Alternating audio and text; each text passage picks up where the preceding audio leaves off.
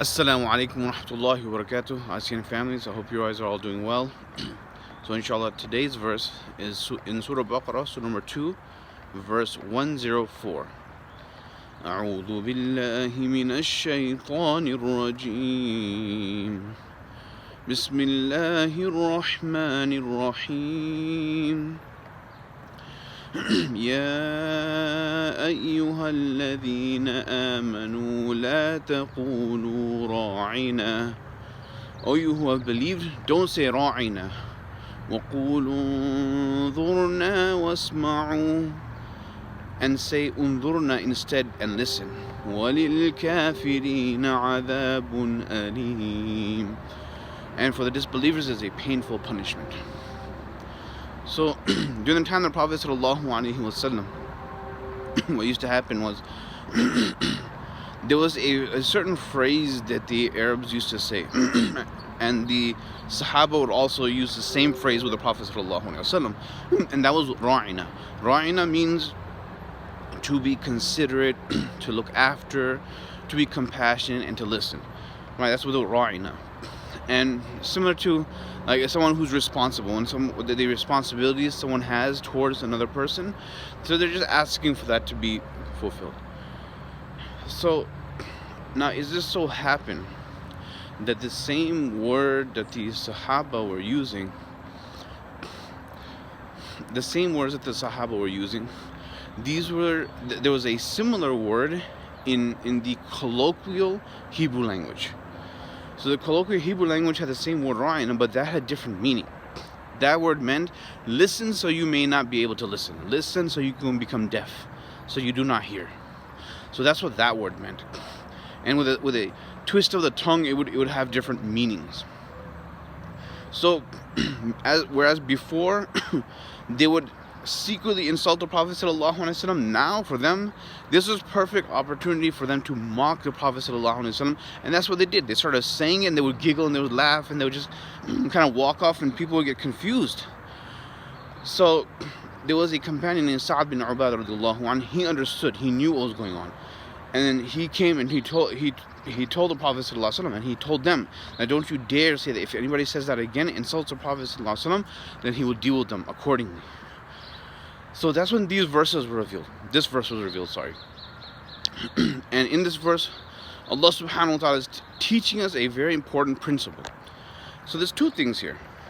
One is from the perspective of the Muslims, right? How a believer should be behaving, how a Muslim should conduct themselves in a situation, and then there's the perspective of the Yahud as well, what they were doing and why they were doing it. So, in this verse, Allah subhanahu wa ta'ala is teaching us, it's actually a very famous fiqh principle. It's called Sadd al-Dhara'i. Sadd al-Dhara'i means to remove the means of harm. So, if you do something, and even though your intentions are good, you're not doing anything haram, you're doing something halal. But if this becomes a means of other people doing something haram and wrong, you need to stop. Right? So here the Sahaba, they weren't saying anything wrong or haram or bad. It was perfectly, they were saying something good. Right? It was something that they would normally use in their everyday language. It wasn't insulting. It didn't have a negative connotation. But it became the means of the Yahud to say something negative. In their language, it did have a negative connotation. It was a bad word. It was an insult. So then the Sahaba were told to stop. And we see this often. Sometimes it could be in the form, if you look at many of the bid'at that happen in our day and age, for the Sha'ban, 15th of Sha'ban, the Shab al-Barat, Shab al-Mi'raj, all these different names and times, and 10th of Muharram, people have taken these dates and they've, even though initially their intentions may have been good, may have been right, they weren't doing anything wrong or haram per se, and they were trying to spread good, but it became the means of these bid'ah to begin, and it became the means of other people to do wrong things. So that's where a Muslim, whenever we say or do anything, we must have a certain level of foresight. there has to be a bit of firasa, foresight, that whatever I'm saying right now or doing right now, is it going to cause harm, more harm in the future? Are people going to misinterpret it later? So whenever we speak or we do things, we have to keep this in consideration. We can't just ignore it simply. and we see this maybe you did something, right? Your children watch you. You didn't have a wrong intention, or you're not doing anything wrong. But if you think that possibly your children or your grandchildren, they might emulate you and do something wrong or take a wrong meaning from it, then you need to stop. There's one example during the life of the Prophet ﷺ about this. When the Prophet ﷺ came, as we know, the Kaaba, before Nubuwwah, before prophethood, it was demolished and destroyed, right? It was actually damaged, sorry. So they demolished it and they rebuilt it. The problem was that they didn't have enough funds to rebuild it entirely. So if you go there today, the Hatim area, the little U-shape part that's connected right next to the Kaaba, that's actually part of the Kaaba. And that's how they had built it, with the Hatim section, which was not the original structure of Ibrahim alayhi salam. During Ibrahim alayhi salam time, it was more of a rectangular shape. It was all of that was included in the Kaaba. So after the conquest of Makkah, Fath Makkah, when the Prophet ﷺ came, initially he wanted to demolish it and rebuild it, but he stopped himself because he realized that, number one, this might become a plaything of rulers to come afterwards to just rebuild it according to their own desires. But number two, he also knew that the Kaaba had a very special place in the heart of the Arab at the time.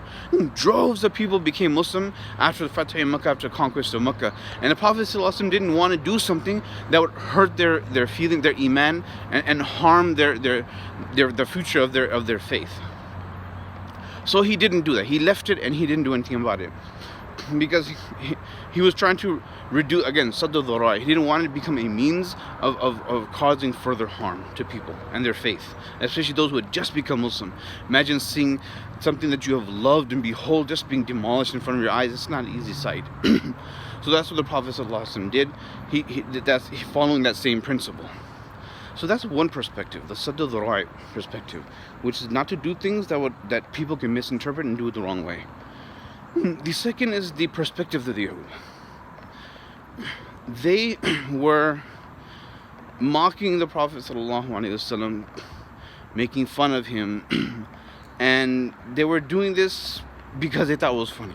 And this is something very common, although it sounds a little childish, but I've seen myself witness adults, uncles and aunties, my elders, behaving in a way in which they'd see somebody doing something or somebody they dislike for whatever reason, and they begin to bully them. So they'll publicly insult them, make fun of them, throw little cheap shots at them in front of people, and they would laugh, pretend like they're just joking, but in reality they're actually just trying to bully them, right? They're insulting them. This kind of behavior attracts, remember, what is the end of that verse? وَلِلْكَافِرِينَ عَذَابٌ أَلِيمٌ. And for the disbelievers is a painful punishment. This type of behavior leads to acquiring the anger and the wrath of Allah subhanahu wa ta'ala. Where we begin to bully people, we begin to insult them, make fun of them, either just to make other people laugh, or, and in the case of the Yahud, it was their insecurity, right? Why did they make fun of the Prophet ﷺ? Because of their insecurity. They had tried many times to instill doubt within the Sahaba, to argue theologically or from a logical perspective, and every single which way they were shut down.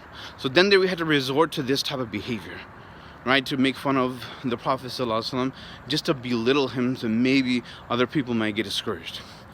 And when we adopt this type of behavior with people that we know, maybe friends or family, just so we can remove or hide our own insecurities, or just to make other people laugh, this is something that is unacceptable. This is not good behavior.